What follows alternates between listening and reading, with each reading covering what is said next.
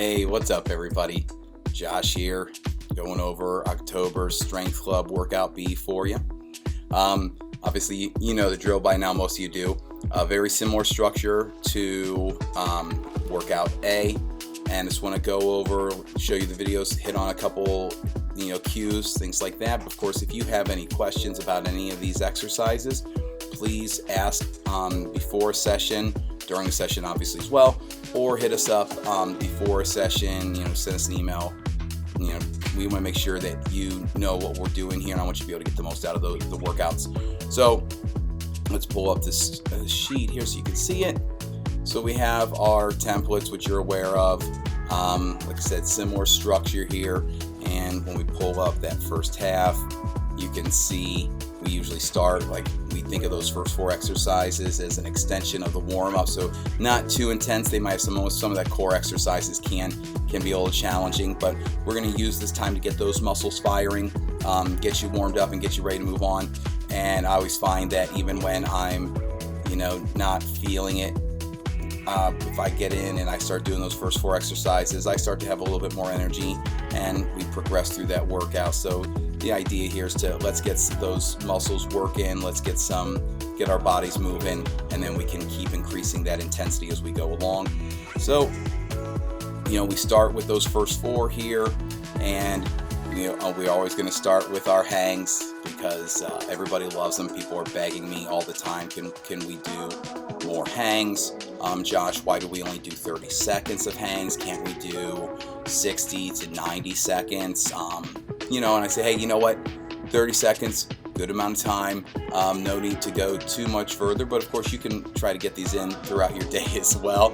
Up to 12 minutes a day, some people suggest. So we got 30 seconds on our hangs, and then we're going to move over to our monster walks here. So we're going to pair these 2 together, get those bands set up around those ankles, and then we're going to take a few steps forward and a few steps back. You want to make sure you have a nice wide stance here, like you're sitting on a horse. The wider you go with those feet and the lower you stay with those hips, the more you're going to feel this in those glutes and that outer line of that lower body here. So take your time. You don't have to get a bunch of reps in. Focus on really keeping that wide stance, and start with some small steps. You don't have to take big steps here either. It's not a bunch of steps or big steps. It really is just focused on keeping that stance nice and wide. We'll get 2 sets of those, and then we're going to move on to our next 2 exercises. So this one is probably gonna be a new one for most people, similar to some things we've done before, but we're gonna do our glute bridge march with our band pull down. So you're gonna drive that one foot in the floor. You're gonna keep those bands pulled down. They don't have to go all the way down to the floor, but you wanna keep tension in that band, and then you're gonna drive one foot into the floor and then lift that other knee up towards your chest here. So you really focus, before you lift that leg up, you wanna drive that other heel into the floor so those hips aren't dipping on you. And the band pull down helps us also get those lats and our core engaged. So this is a core exercise. We think of the glutes as a core muscle as well. So just a great way to get all those muscles firing and build some core strength there. So we got 30 seconds of those, and then we've matched that up with our sandbag beast pull throughs here. So you're going to go to our beast position with those knees just up above the floor, keeping those knees pushed apart. Don't let those knees cave in on you. And then we're just pulling that bag across, pushing the ground away from you with one arm, just like we were doing with those glute bridges a second ago. Focus on pushing the ground away from you with the one arm before you reach and pull. You don't have to yank that bag through fast. Take your time with it. Again, also not about a bunch of reps. Focus on that beast position. Obviously, at any point, if you need to, you go down to your knees, take a couple deep breaths, and come up when you're ready. So we got 2 sets of each of those, and we'll get through those 4 exercises. Everybody's going to be feeling a lot more energy after that. And from there, we move on to our power prep exercises, and again, keeping it nice and simple, because it's not about crazy exercises. It is about really focusing on the things that you can do well and getting the most out of it. So we're going to go with some Echo Bike and swings here. So everybody loves the Echo Bike. Again, people keep saying, Josh, 5 calories, why can't we do 10 or 15, 20 or 30 calories? Maybe we'll build up each week, who knows? And obviously some of you already know the bike. You don't necessarily need to see a video, but everybody loves to see the video of Coach Matt. So there you see, using those arms and legs. Remember, you want to, make sure you adjust the seat to the proper height so you get almost a full extension through those legs here. And then you're going to track the time on that monitor, kind of track how fast you're getting those done. And then we will move over to our swings, and we'll be doing either 5 dead stop swings or 10 repetitions. Here's Coach Kat practicing those dead stop swings, so she's parking it in between each swing. Doing great here, hiking that kettlebell back, pulling those kneecaps up, driving those heels into the floor, shoulders back at the top, nice tall posture, abs are walled up. So we got a lot of work on. You can see now she's also demonstrating those repetitions here, attacking her zipper with those hands, not letting those hands go below her knees, and then parking at the bottom. So again, when we're working this, we don't want the swings to be real heavy. It's not about a heavy weight. It's about getting those muscles firing and quality reps here. So err on the side of it being a little bit lighter. Obviously, after that first set, if you feel like you can go a little bit heavier, that's great. You don't necessarily need to be exhausted, but I will say the combination of that Echo Bike put together with those swings is going to get that heart rate up. So give yourself about 60 to 90 seconds before you move on to your second set there. Okay, so then we got everything warmed up now. We got that power prep done. We got some mobility work in, and now we're ready to move on to our strength sets here. So just like workout A, we're going to have a 3 exercise circuit. Again, that doesn't mean work through them as quickly as you can. In fact, I want you to give yourself time to recover between exercises, but I want you to go through all 3 before you start your second and third set of each exercise. And we're going to be going for 5 to 8 reps, and similar to September, I want you in the first week to find that weight that is challenging for 5 reps, and then over the course of the month, try to take that weight up to 6 reps, 7 reps, and 8 reps. Not everybody's going to be able to do that over that 4 weeks, but it does give you a goal to work toward, because if by the end of that 4 weeks, you're now able to press that weight for 6, 7, or 8 reps, it does mean that you are getting stronger here. So we're going to start, we have them listed here, we're starting with that alternating overhead press.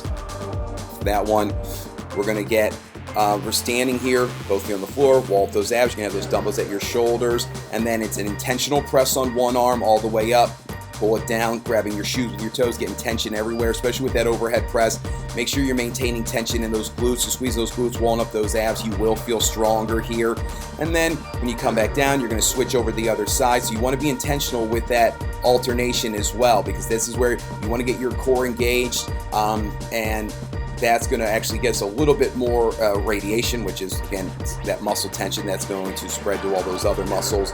So make sure that you are pulling it down and getting ready for the next rep. So it's a deep breath in on the way down, then you're going to push that air out as you're pressing. So there is 1 breath on each rep here. Again, 5 to 8 on each arm.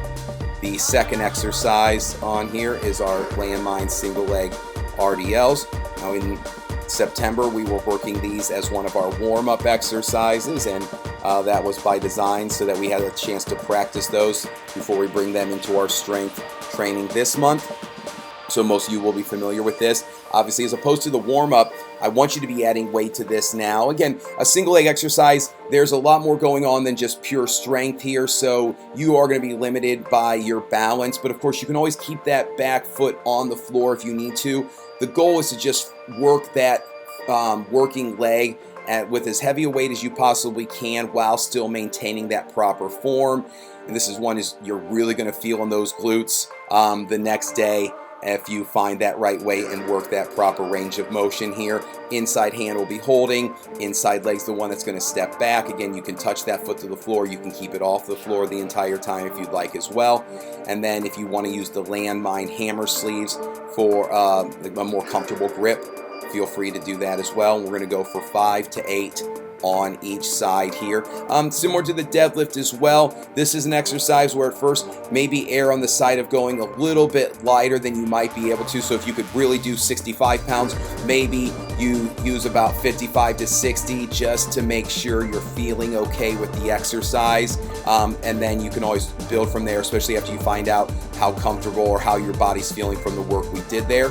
So 5 to 8 on each side on that one. And then the last exercise is our chin-ups, and there, you know, we can work that pull-up grip or your chin-up grip. So in this video there, I'm starting with that pull-up grip so my palms are facing away from me. A little bit easier on the elbows for some people, but you're not going to feel quite as strong.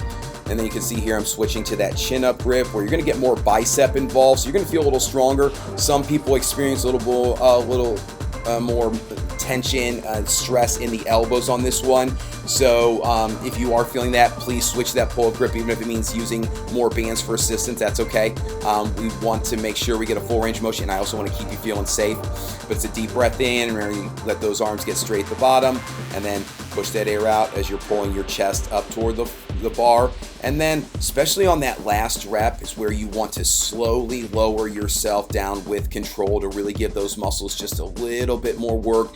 That eccentric, especially that slow eccentric on the last one, is going to help you get stronger with time. It's just a nice way to challenge those muscles in a movement that you will feel stronger on the way down, obviously. So give yourself that time. I know at the end you're tired.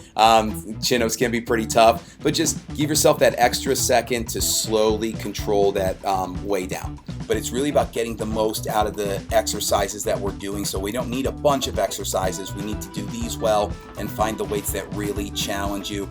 And then you'll understand after you work through all three why we don't have a fourth exercise in here. But the good news is, for those of you that really like having that extra exercise, this month on the finishers, we do have 3 exercises that we're going to work. So let's move over to those. You can see them here. We have our sled squat rows, our push-ups, and our ski erg. So on that sled squat row, I put down, you can see there I mentioned 5 to 8 reps. Part of that is because depending on the weight, we're really going to try to cover the whole distance of the blue floor. But again, if you found a weight that you could only do 5 reps and that was as much as you could do, that's great. So let's pull up those exercises. So with that sled squat row, remember, we're going to step back and then we're going to let those sled soles up. So we're not stepping so far back that we're leaning forward. As you can see here, I'm actually leaning back a little bit, letting that sled hold me up. And you can see on this sled, I have 125-pound plate on that sled. And I weigh a lot more than 25 pounds, so don't worry that you're going to fall back. The sled will hold you up, as long as you're not putting all your weight back and just relying solely on the sled. But you're going to sit into, it's not a full squat. We're actually going to hit more of the posterior chain on this one as we drive through those heels, pull those toes up, squeeze those glutes, force that air out as you yank, trying to pull those hands toward your chest. Remember, start with the legs on this one and then finish with those arms. So we're going to go basically one way down on the sled. After that, the next person using it can pull that sled the other way, or if you're so inclined, you could also just push that sled back down to the other end if you want to get a little bit more work in there. And then we move over to our push-ups, because again, similar to the philosophy of the chin-ups, I'd like to be, if we're not working a bench press, I'd like to be able to work a horizontal press here. So those push-ups are obviously something that we like to practice as many days as we can. Matt here is demonstrating from the floor, shoulders down and away. Notice how he's getting that deep breath in on the way down. He's pushing the air as he drives back up here. We're going to go for 5 to 10 reps. Obviously, you can use the bars on the squat racks to find the right height that challenges you. Keeping those glutes squeezed, kneecaps pulled up. So just like when we were talking about the overhead presses earlier, when you get all those muscles nice and rigid, you're going to feel stronger as well. So don't stop at 5. You can do 6, 7, 8, 9, or 10 reps there.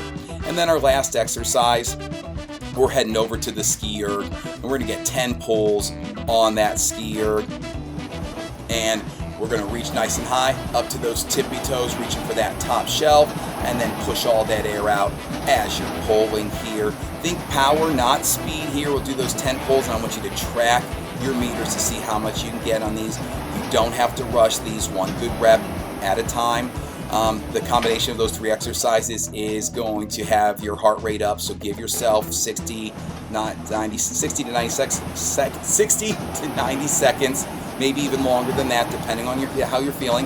We're going to get at least 2 sets in, and then depending on how you're feeling, or if you're only getting a couple workouts in that week, if you want to get an extra round in, and we have the time, obviously feel free to get that 3rd set in there. Okay. Excuse me. There we go. Okay, so that's Workout B for our Strength Club. If you haven't checked out Workout A, check out those videos as well.